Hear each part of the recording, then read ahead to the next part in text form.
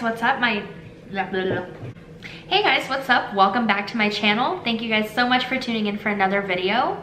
Can you guys believe that I'm actually ready in this video? Me either. I had some time, and so I figured I might as well not look like a dirty mop, and here I am. I'm actually really impressed with myself because not only did I do hair, classy. Not only did I do hair, but I actually did makeup too. I actually really enjoy doing makeup. I don't know why I don't do it more. But today we are going to be diving in. We're going to be getting down and dirty, and we are going to be having a Therapy Thursday session because I haven't had one in a hot minute and I definitely need it. And speaking of hot things, today we are going to be sipping that tea because it is hot. So, sip, sip. Today we are going to be talking about a subject that is near and dear to my heart, and that is the stay-at-home mom life. For those of you that don't know, I am a stay-at-home mom, and I have been home with my daughter since the beginning of January 2018. I do also run an in-home daycare. I only have two other little girls that I watch. They're the daughters of some family friends, and I'm helping them out because they do work full-time, and so I do make a little bit of extra income that way, but I do consider myself primarily a full-time stay-at-home mom because we are in my house and I am a mother. I wanted to talk about stay-at-home mom life because I feel like there's a lot of misconceptions regarding stay-at-home moms and what they do. Every person is different, and so other stay-at-home moms may not have the same experience that I've had as a stay-at-home mom, which is entirely okay. I just wanted to throw that out there because I just wanted to make it clear that these aren't the opinions and feelings and experiences of all stay-at-home moms. While they can be experience of other stay-at-home moms, I'm not speaking for everybody. So just wanted to throw that out there. First and foremost, I am extremely thankful for the opportunity to be able to stay home. Back at the end of 2017, Brandon and I sat down and I had a full-time out of the home job. Up until that point, I was working at a hotel, and to be completely honest, I was working really long hours. It was very stressful. I was just tired of it. I was tired of coming home and feeling like I was taking it out on everybody in my home. I was tired of feeling like I didn't have enough time with Houston because I was either always at work or I was at home and I was having to deal with stuff from work. I didn't get to spend any quality time with Brandon or Houston, and it really just like brought me down. Like, I did not feel good. I just constantly felt like icky. Like, I felt like, I don't know, like I would get up every day and I would dread going to work. There was always something at work, it felt like. And so when 2017 was coming to a close, I was actually out in Wisconsin with my mom and my family, and I was talking to her. But I was feeling like maybe it was time for me to quit my job. Maybe it was time for me to stay home and just be with Houston and raise her and get to spend that time with her, that quality time. So I came home and I talked to Brandon about it, and we figured out if it was something that we would be able to do, and it was something that we were going to be able to financially afford. And actually it would have made more sense for us financially for me to stay home, because if I would have worked, I would have just been paying for daycare because we were going to need to put Houston in daycare. And then I went in that Monday or whatever the day was, I went in and I put my 2 weeks notice and I didn't look back. And it has been the best experience that I can say that I've ever had. Since becoming a mom, this has been such an incredible time with Houston. It's been very detrimental to her development. It has been very detrimental to my development as a mother. And I think as a family unit overall, it just works better for us. Brandon works really hard in order for me to be able to stay home and be with Houston and, you know, to run my in-home daycare. Like, he's always at work. He works 7 days and then he's off for 3 days, and then he works 8 days and then he's off for 3 days. And during his time that he's working, he does take night rides as well, so he will take overtime, and that's just to make sure that we are able to live a comfortable lifestyle. Now, we don't live lavish by any means, however, compared to some, we do, and for that I'm extremely thankful. I could not do this without Brandon 100%. He is so amazing, and I'm so thankful for how hard he works, because he works really hard to give me and Houston a life that he feels like we deserve. And so thank you, Brandon, for that. I tried to tell him as often as I can how thankful I am for him and how much I appreciate him, because I know getting up and going to work every day is not easy, especially knowing that I get to be home with Houston, and you know, he doesn't get to see her as often as I do. So thank you, Brandon. We love you and we appreciate you so much. I understand that not everybody is able to be a stay-at-home mom. And to me, that's really unfortunate, especially if you want to be a stay-at-home mom and you don't want to be in the workforce and you want to be home with your kids, but finances really just don't allow you to do that. That breaks my heart, because I feel like it should be easier for parents to stay home with their kids if they want to, if they need to. And if you're in the workforce, that's not always easy. That was part of the reason why I quit my job, was because I felt like I couldn't be there for Houston when she needed me to be there. I know a lot of people who have had sick kids that are scrambling to find somebody to watch their kids, or, you know, they just aren't comfortable taking time off to care for their kids because their job just won't allow it. You know, if your kid needs you, you should be able to be there for your child. But also, I mean, everything is so expensive nowadays that some people can't afford to not work. Like, both parents have to work in order for them to scrape by, and that's so sad to me. There shouldn't be people who are in poverty. There shouldn't be people who are homeless. There shouldn't be people who are just barely scraping by, working over 60 hours a week. Like, I just don't understand that, and I guess I'll never understand that. And if I could change that, I totally would. I know that not everybody can stay home, and I know that there are people who don't want to stay home. There are moms who want to work, and there are moms who have careers and they have goals for themselves, and that is awesome. I am in no way saying that the stay-at-home mom life is the way to go and that's the way it should be, because it is not for everyone. But for the moms who are out there that are kicking ass in the workplace and in the workforce and making names for themselves, that is amazing. Me talking about stay-at-home mom life is more so just my experience, and hopefully by me throwing out my experience, it'll help somebody who might be in the same position that I am, or I don't know, just if you're thinking about it, just give you something to consider. I feel like the biggest misconception about being a stay-at-home mom is that it's easy. And I'm here to tell you today that it's not. By all means, I do feel like it is in some ways easier than getting up every morning and going to a 9 to 5. If none of you have ever spent more than, let's say, 10 hours with a toddler at a time, I think you will come to find out that that's extremely difficult. The aspect of not having other adults to interact with throughout the day wasn't something that I even necessarily thought I missed.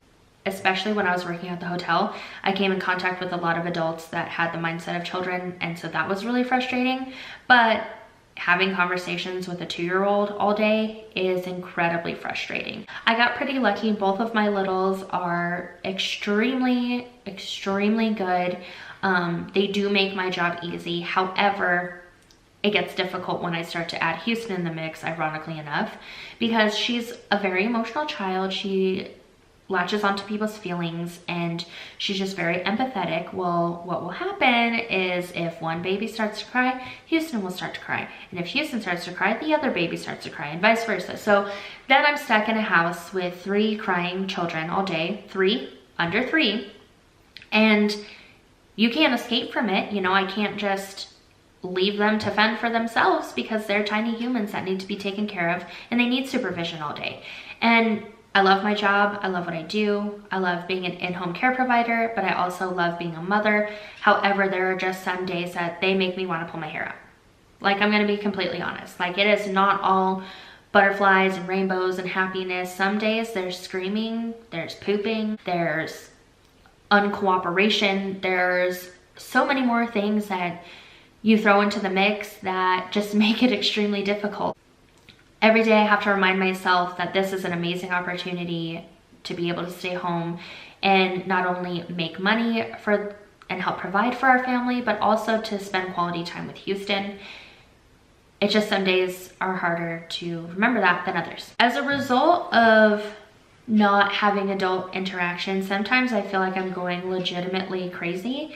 And then we went and we added a dog to the mix, and dogs are really high energy, and so he requires my attention, the babies require my attention, and some days I just don't even have the capacity to like tend to myself. And there will be times, like, to be completely honest, it'll be like day number 3 and I haven't showered, and I'm like, oh my God, like when was the last time I showered? You just get so caught up in tending to everybody else's needs that you really just forget about your own. Like I've mentioned in videos before, like I wasn't feeling good about myself. And part of that is because I just didn't have time to take care of myself. By the time that the day calmed down and, you know, I'm trying to keep the house clean and trying to make sure that there's dinner on the table and making sure that things are taken care of and where they're supposed to be, so that way when Brandon comes home, it's not chaotic and he doesn't have to stress out after a long day of work. Sometimes I really just overdo it and I am completely exhausted by the end of the day. It's a very mentally and physically demanding job being a stay-at-home mom, and I don't think a lot of people realize that.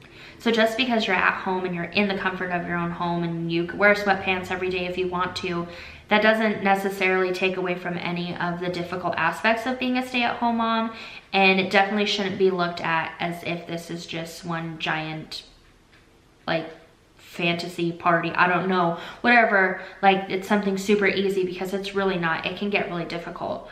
Routine is essential, especially like when you're a parent. It's good to get into a routine. However, if you become too routine, then you can start to feel like you're trapped. A lot of times what people experience is depression and anxiety from that, because they don't know how to overcome it.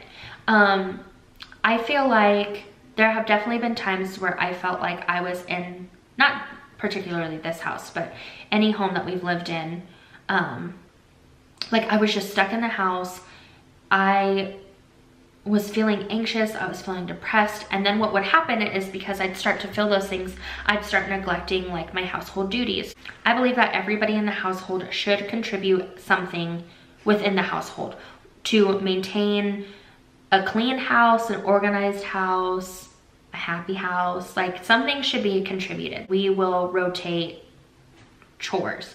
So one day I'll be in charge of the kitchen and doing the dishes, and he's in charge of the living room, and then we'll both, you know, put away our own laundry and whatnot.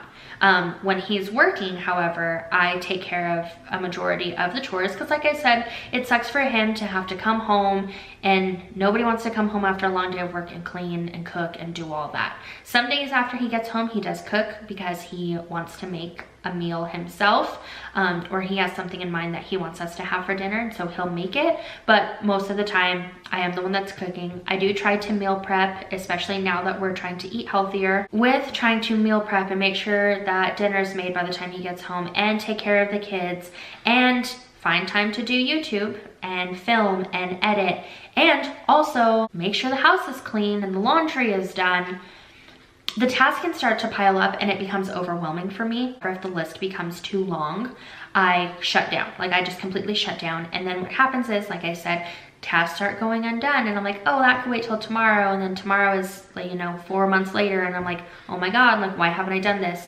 And I've really been trying to avoid that by just doing small tasks every day. It's hard when you get stuck in a rut, when you get stuck in a routine, when you're feeling trapped, when you're going crazy because the kids are driving you crazy. And it's especially hard when you're, you know, trying to tell your not stay-at-home mom friends, like, oh, this is what's going on. And they're like, well, at least you get to stay home. You're lucky you get to stay home. And it's true. I am lucky. I'm very fortunate that I get to stay home, but that doesn't mean that the struggles that come with being a stay-at-home mom are any less than somebody who works, because not to say that it's worse, it's just a different kind of stressful. It's a different kind of struggle to deal with. Don't ever tell a stay-at-home mom that, like, oh, you have it easy, because even though we know that we're lucky, there's still a lot of things that are hard about being a stay-at-home mom. Here are some of the tips and tricks that I use to overcome any negative feelings that I might be feeling throughout the day, because I never want to sit with those feelings. I always want to try and overcome them. So the first thing that I do when I get up in the morning is, personally, because like I said before, Brandon and I are spiritual, I read my Bible. And A simple task such as reading a few chapters early in the morning, it's very calming, it's relaxing, and you're starting off your day with an activity that's not so fast-paced, so high energy. It's just very calming and relaxing. The second thing that I do is I get up and I make my bed. Every day that I've got up and I've made my bed, I've felt more productive. It makes the room look overall way cleaner, even though it's such a simple task. So then after that, I get up and I will wash my face and brush my teeth. Basic self-care and hygiene is very important. Like I said before, there were times that I was like, when was the last time I showered? And I'm like, I don't know. And people are like, how do you forget to shower? And it's not necessarily that you forget to shower. It's that you have been going so much that by the time you finally get a moment to sit and relax, the last thing you want to do is get up and shower. You're just tired and you just want to lay down. And for me, that's how it happens anyway. And so if I start out my day by doing my basic hygiene and self-care, then I feel like I at least feel a little bit better. I don't feel as like grimy.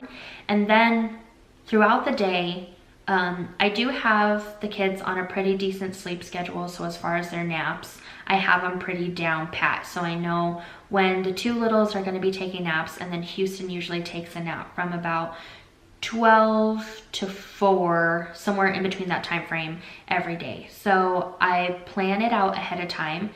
So right before her nap, about an hour before the littles go down for their midday nap, I will throw a load of laundry in, so that way it can go into the dryer before they go to bed, and then while they are in bed, I can do laundry. So it's all about finding time to do the things that you need to do, but also not overworking yourself. So every day I will give myself at least 2 tasks that I want to complete, whether it's 2 loads of laundry, a load of laundry, and maybe cleaning up the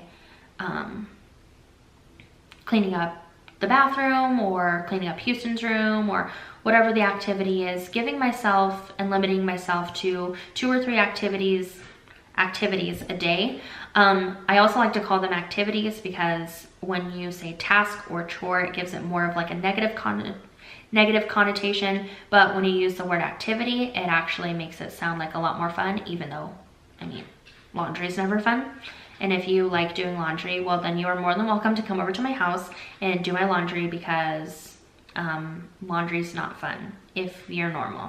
So I'm totally just kidding. If you like to do laundry, again, DM me and I'll give you my address, and you can come do my laundry and you can fold it and you can put it away, and that would be great. I find that doing an activity, like an actual activity, like a hobby that I love every day, finding time to, whether it's film and edit for YouTube, or like I like to hand letter, just taking 15 to 20 minutes to myself every day and just doing something that I like is definitely something that has gotten me through my whole stay-at-home mom life. Brandon and I do try and hang out with our friends pretty often, and especially now that I get to stay home with Houston, I don't feel as guilty for having her be watched by somebody while we go out, because again, we work hard, we do the very best that we can to make sure she has the best life she does, and because I spend every single hour of the day with her, I don't feel guilty having a couple hours to myself. And you shouldn't feel guilty. That's the other thing, is don't feel guilty about taking time for yourself, because how could you properly care for somebody else if you're not properly caring for yourself? Now, obviously you should care for yourself in a way that is healthy, and you should use healthy coping mechanisms, whether it's a cup of coffee to yourself in the morning, a cup of tea, or reading a book, or taking a nap. Do something for yourself at least once a day. I need to stop filming in front of the window, because then I can see everybody and then I just want to be nosy. Like, let's be completely honest. So thank you guys for tuning into this video. Again, I know I was all over the place because I'm always all over the place, but I do think it is important to talk about some of the misconceptions about being a stay-at-home mom, because a lot of people tend to think we have it a lot easier than we actually do. And just to remember, don't mom shame anybody. You know, mommies who work are amazing. Mommies who stay home are amazing. Mommies who take care of their kids are amazing. Mommies in general are amazing, and without mommies, none of us would be here. So thank you guys so much. I hope you enjoyed this video. If you did enjoy this video, give it a huge thumbs up. Also, if you haven't already, please subscribe to our channel. We do put out new videos every Tuesday and Thursday, and yeah, we're pretty fun, we're cool, we're awesome. We're not like regular parents, we're cool parents. So you should definitely come along on our next adventures, and we are so happy to have you every single week. We will see you guys on Tuesday. Finger guns.